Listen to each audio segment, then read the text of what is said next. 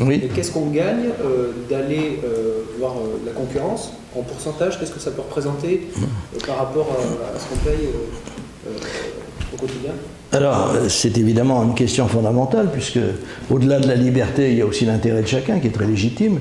Tout dépend du revenu qu'on a. Mais nous avons publié des textes, que vous trouverez d'ailleurs sur mon site, prouvant que même un smicard trouve déjà un grand avantage à se libérer. Alors son avantage est évidemment moindre que celui d'un cadre supérieur. Mais tout le monde a intérêt à se libérer. Et deuxièmement, pour la maladie, vous savez que ce n'est pas un placement, l'assurance maladie, c'est l'assurance d'un risque. Et donc, on s'assure en espérant ne pas être malade, et on sait très bien que c'est les gens qui ne sont pas malades qui payent pour ceux qu'ils sont. Ça, c'est une assurance traditionnelle. Pour la retraite, c'est différent. La retraite, par répartition que nous connaissons actuellement en France, est une retraite où l'argent n'est jamais capitalisé.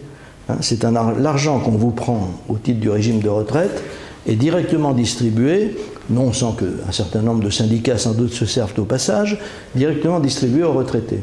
On appelle ça la retraite par répartition.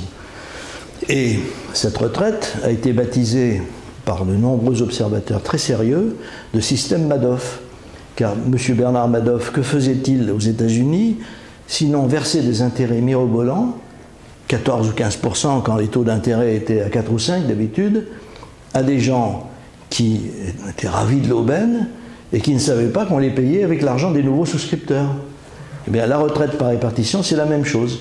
C'est pour ça que nous sommes dans un système doublement marxiste. Il est d'abord marxiste par le collectivisme qu'il sous-tend, puisqu'il n'y a pas du tout de capitalisation individuelle, et il est marxiste aussi tendance Groucho. Parce que Groucho-Marx disait « Me sacrifier pour les nouvelles générations, elles n'ont jamais rien fait pour moi ». C'est exactement le système français. Voilà. On sacrifie les nouvelles générations au profit de gens qui certes ont cotisé, mais beaucoup moins qu'on ne fait cotiser les jeunes actuellement. Car n'oubliez pas que quand on a construit le système de répartition, nous étions à une quinzaine de cotisants, enfin pas nous, parce que je n'en étais pas à l'époque, mais une quinzaine de cotisants pour un retraité, pour un bénéficiaire, et successivement, par le jeu de la démographie, on est descendu 5, 6, 4, 3, 2, 1, et maintenant on est à 1,4. Alors rassurez-vous, ce n'est pas 2 cotisants dans qui on a coupé quelque chose, c'est 1,4 en pourcentage. Donc vous avez actuellement 1,4 cotisants pour un retraité, et vous allez avoir, selon tous les rapports officiels, dans 5, 6, 7 ans, un cotisant pour un retraité. Ce qui veut dire que vous allez avoir un malheureux cotisant à qui on va demander de vivre lui-même. Il faut quand même qu'il puisse manger au moins pour pouvoir travailler et payer. Deuxièmement, de faire vivre sa famille s'il en a une. Troisièmement, de faire vivre un retraité. Quatrièmement, de faire vivre, de payer les soins de santé de ce retraité. Quatrièmement, de payer l'assurance dépendance de ce retraité, parce que ça va être institué aussi. Comment voulez-vous qu'un système fondé sur ces chiffres puisse fonctionner? Ce n'est pas possible. Le système va s'effondrer. Et il va s'effondrer soit par la disparition des cotisants, qui font naturellement défection dès qu'ils le peuvent, soit tout simplement par la disparition des entreprises. Vous savez, nous sommes actuellement, je voudrais faire un petit développement sur ce sujet parce que je crois qu'il est vraiment fondamental et il éclaire le mieux notre débat. Actuellement, la sécurité sociale, et depuis longtemps, a détruit le tissu économique français. Elle l'a détruit, il n'y a pas d'autre mot. Et au début de ma prédication, si je peux encore employer ce terme, j'étais dans une situation, je n'ai jamais aimé la sécurité sociale, bien au contraire, j'ai toujours pensé que c'était un organisme maléfique. Mais je n'avais pas encore mesuré complètement tous les méfaits, parce qu'on les a découverts au fil des années. Beaucoup, j'en avais beaucoup anticipé, mais pas tous. Et en particulier, je ne pensais pas qu'ils pousseraient jusqu'au stade mortifère auquel nous sommes arrivés actuellement. Et donc, la sécurité sociale, pour moi, aujourd'hui, c'est exactement la même chose que Carthage pour Caton. Caton l'Ancien disait « Delenda est Carthago », il faut détruire Carthage. Et moi je dis il faut détruire la sécurité sociale, car elle détruit la France. Ce n'est pas quelque chose, une institution qu'on puisse respecter, c'est une institution dangereuse, extraordinairement dangereuse. Et je vais vous citer un exemple que j'ai lu dans le train tout à l'heure, non, je pourrais vous en citer 1000. mais celui-ci est particulièrement éclairant. Il y a actuellement de grosses difficultés financières chez Arc International. Ce sont les verreries d'Arc qui se situent dans le Pas-de-Calais. C'est le premier groupe mondial de verreries. Cette société est fondée au début du XXe siècle et qui est restée d'ailleurs dans le giron familial. Cette société avait 12 000 salariés en France, en 2002. Elle en a à peu près une dizaine de milliers dans le monde aussi. Mais parlons de la France. En 2002, 12 000 salariés. En 2012, les derniers chiffres connus, 6 000 salariés. Donc 6 000 salariés ont été licenciés ou sont partis par un biais ou par un autre. Et les spécialistes de la question nous disent que ça n'a eu aucun effet sur la rentabilité de la société. Les charges sociales ont tout bouffé. C'est-à-dire qu'on a condamné à la mort économique 6 000 travailleurs français pour maintenir un système social qui finalement n'a même pas pu maintenir l'entreprise. Donc comment voulez-vous qu'un pays puisse vivre dans ces conditions? Ça n'est pas possible. 6 000 morts économiques pour maintenir un système qui tue et qui va continuer de tuer.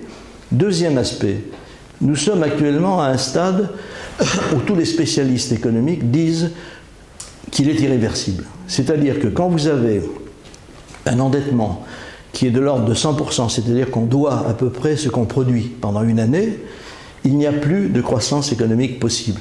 Tous les chiffres historiques le prouvent. Et les chiffres de l'histoire économique. Bon, actuellement, nous sommes en France à ce stade-là. Et si vous regardez les chiffres dans leur déroulement, c'est vraiment quelque chose d'absolument fascinant et morbide. Nous sommes passés en France, année après année, ou plutôt décennie après décennie, d'une croissance de 5% par an, 3, 5, 4, 3, 2, 1, et là nous sommes à 0. Alors 0,1, 0,2, ça ce sont des discussions un peu, pardon cher ami d'apothicaire, vous êtes pharmacien, mais en réalité il n'y a plus de croissance, parce que quand on vous dit 0,1 de croissance, il ne faut pas oublier que le PIB, par rapport auquel on estime les choses, le PIB est composé en partie des dépenses de l'État. C'est-à-dire que quand l'État dépense plus, pour ses fonctionnaires notamment, le PIB augmente. Mais vous, votre bourse s'aplatit. Donc la croissance du PIB n'est pas toujours une bonne chose. Il y a eu par exemple un rebond de croissance il y a quelques mois. Enfin, on nous a annoncé il y a quelques mois. Alors les gens se sont dit, ah bah enfin ça reprend. Oui, mais c'était tout simplement parce que l'hiver avait été long et froid, que les Français avaient davantage consommé de fuel et d'électricité, et que ces dépenses avaient alimenté la croissance. Alors évidemment, les sociétés qui vendent du fuel, qui produisent de l'électricité, avaient connu des résultats améliorés, mais les Français avaient connu des résultats encore pires. Donc méfiez-vous des chiffres de la croissance. Mais enfin, comme tout le monde l'évalue de la même manière, acceptons le PIB, mais sachez une chose, c'est qu'un PIB sans croissance, un PIB sans augmentation donc de la production, il n'y a plus jamais de croissance. Alors nous sommes actuellement, quand je vois M. Hollande, je ne vais pas faire de politique bien entendu, il s'agit pas, on n'est pas dans un cadre qui le permet, mais je le prends comme simplement le dirigeant de la nation. Je le vois là, avec sa cravate de travers, sa petite silhouette, ses petites blagues, il est sur un terrain qui glisse. On a un effondrement littéralement de terrain, un glissement de terrain terrible. Et toutes les entreprises qui sont bâties sur ce terrain sont amenées petit à petit vers le gouffre. C'est exactement ce que nous vivons en ce moment. Et ce type, j'en dirais autant de celui qui l'a précédé, continue à parler de choses et d'autres et ne se rend même pas compte du drame qui est en train de se vivre. Et figurez-vous que tous ces gens n'ont qu'une seule obsession. Alors ça, on le sait au fur et à mesure à travers les confidences qu'ils font, c'est qu'ils ont tous très peur que leur tête finisse au bout d'une pique. C'est eux qui le disent, hein, c'est pas moi. Ils le disent. Et François Hollande, Sarkozy l'a dit à pas mal d'interlocuteurs, Chirac en avait peur aussi, et Hollande en a très peur également. Alors on sait bien qu'il y a des précédents. La Révolution française, ça a eu lieu. Et naturellement, personne ne souhaite une fin aussi tragique à ces hommes que l'on aime et que l'on respecte. Mais il est évident qu'ils savent qu'il y a un grand danger, seulement ils ne font rien pour prévenir ce danger. Il faut actuellement en France une politique vigoureuse qui permette de redonner aux entreprises la possibilité de progresser, de faire des emplois. Les Français ont besoin de travailler, ils n'ont plus d'argent. Donc voilà, la réforme que nous sommes en train de promouvoir très largement est la seule qui permettra de redonner vie à l'économie française, parce qu'elle va redonner de l'argent aux Français. Alors ceux qui seront évidemment victimes de cette modification, de cette véritable révolution, ce sont les assistés. Et naturellement, parmi les assistés, il y a des gens très honorables. Il n'y a pas que des paresseux. Mais il faudra faire le tri quand même et faire en sorte que ceux qui sont réellement dans le besoin ne soient pas laissés dans ce besoin. Et donc l'impôt devra, un impôt juste d'ailleurs, devra subvenir aux besoins de ceux qui ont de réels besoins. Et puis il faudra quand même arrêter aussi d'entretenir des tas de gens qui ne travaillent pas, et pour des raisons diverses et variées d'ailleurs. Et je ne vise personne en particulier, je dis tout simplement qu'un pays ne peut pas vivre lorsqu'il consomme davantage qu'il ne produit. C'est le cas actuellement en France. Et Dominique Régnier, que vous connaissez peut-être, qui est un professeur de Sciences Po, avec lequel j'ai débattu il y a quelques jours dans un colloque à Paris, a une formule qui est brève et qui est très parlante.